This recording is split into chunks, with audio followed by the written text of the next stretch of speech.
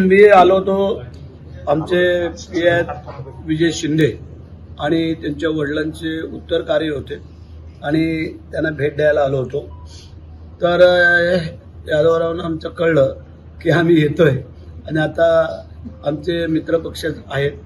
याच्या अगोदर काय होतं आम्हाला नाही माहिती, पण आम्ही त्या दिवशी एका स्टेजवरती भेटल्यानंतर आमचे जरा आणखीन जवळीक आली।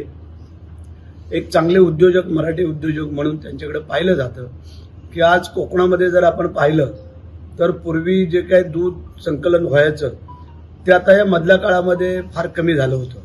आणि मग एकमेव अपवाद आता असेल की ही वशिष्ठी डेअरीची, की त्यांनी प्रशांत शेट्टी जे काय मेहनत घेतली किंवा जे एवढं वैभव उभं केलंय, फार समाधान वाटलं आम्हाला की आमच्या महाडपासून ते अगदी जयगडपर्यंत एवढ्या परिसरात जवळजवळ 50,000 लिटर दूध संकलन होऊन ते त्याचं व्यवस्थित ते वितरण करतात आणि नावलौकिक ज्याला बोलतात त्याला स्टँडर्डपणा तो त्यांनी मिळवलेला आहे आणि त्यासाठी आम्ही भेट द्यायला इथं आलो। योगायोग होता आमचा। सर, कधी पाहिलं तर पालकमंत्री वजातीला अजून कायमच आहे। पाहिलं तर तुम्ही मध्यंतरी गप्पा होता, हा जो पालकमंत्री मुद्दा जो आहे तो कायमस्वरूपी आहे, काय सांगा? पालकमंत्री असलो आणि नसलो तरी आम्ही आमचं काम करतोय आणि दिवस रात्र आम्ही काम करतोय। ज्याला काम करणाऱ्याला काय अडचण येत नाही, परंतु इच्छाशक्ती जर प्रबळ आहेत आमची, त्याबद्दल काही दुमत नाही आहे। काही अडचणी वरच्या लेवलला वरच्या नेते मंडळींना असू शकतात आणि त्यातनं ते मार्ग काढतायत। तर आम्हाला असं वाटतंय की नवरात्र झाल्यानंतर यातून मार्ग निघा। सातत्याने तटकरीनेच त्याकडे मंत्रिपद जात आहे। आपण जर पाहिलं त्याने तुम्हाला मंत्रिपद पण मिळाले, पालकमंत्रीचा मुद्दा जो आहे तो सातत्याने बघतो तो तटकरीची बाजून जातोय, काय सांगा?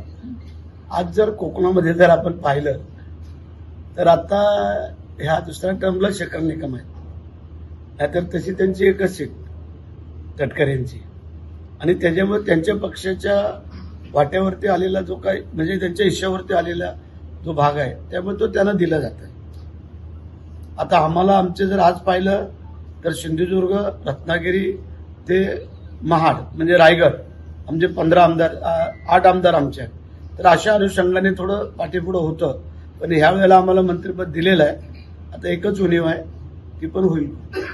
कल्याणचे आमदार मोरे आणि राऊत यांच्यामध्ये खडाजंगी चाललेली आहे, शाब्दिक चकमक चालू आहे।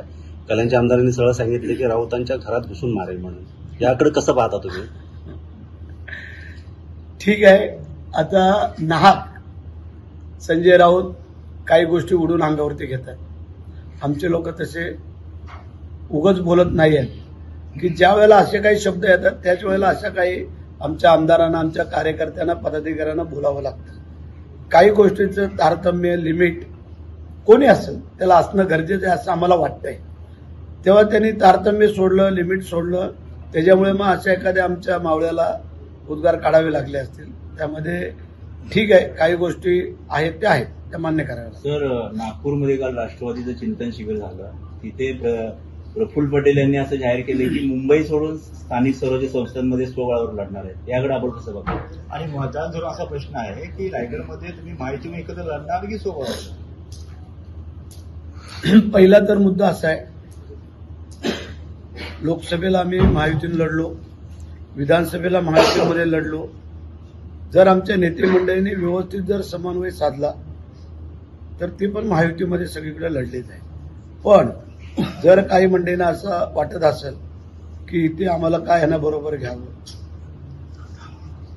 जर काही ठिकाणी अशा गोष्टी घडणार आहेत, आमची पण तयारी आहे, तसं काय काळजी करायचं कारण नाही आहे। कारण आम्ही काय मेलेल्या आईचं दूध प्यायलेलो नाही आहे, आम्ही पण मर्द मराठ्यांचे बच्चे आहोत। आम्ही पहिलं सांगतो की महायुतीमध्ये लढावं आणि जिथे कुठं अपवाद असेल तिथे ते प्रत्येकजण स्वबळावर लढले, काय काळजी करायचं कारण नाही। सर, निधी वाटपावरून सातत्याने वाद होताना दिसून येतात। आपण पाहिलं राष्ट्रवादीकडे शांत असते, पण शिंदेकरांनी भाजपमध्ये वादावर सुरू असतात, काय सांगा? असं काही नाहीये। भाजप आणि शिवसेना ही पहिल्या सुरुवातीला एकत्र आलेली आहे, त्यामुळे जे एकनाथ शिंदे साहेबांच्या काळामध्ये निधी मिळाला, कामं मिळाली, ती प्रचंड मिळाली आणि त्याच्यामुळे मग असं वाटतं। परंतु परवा आमचं ठरलं की नवीन आलेले जे काय आमदार आहेत निवडून सगळ्याच पक्षाचे, त्यांना पहिलं प्राधान्य द्यायचं. कारण आम्ही 2-2.5 वर्षामध्ये प्रचंड निधी आणला, प्रचंड म्हणजे हजारो कोटीमध्ये, आणि त्याच्यामुळे आम्ही थोडा संयम बाळगणं गरजेचं आहे. नवीनना थोडं प्राधान्य देणं गरजेचं आहे. असे म्हटलं जातं की लाडकी बहीण योजना बंद झाली तर कुठेतरी शासनाच्या तिजोरीमध्ये जो खडखड दूर होईल का? लाडकी बहीण योजनामध्ये शासनाच्या तिजोरीमध्ये खडखड पडलेलं आहे, काय सांगा?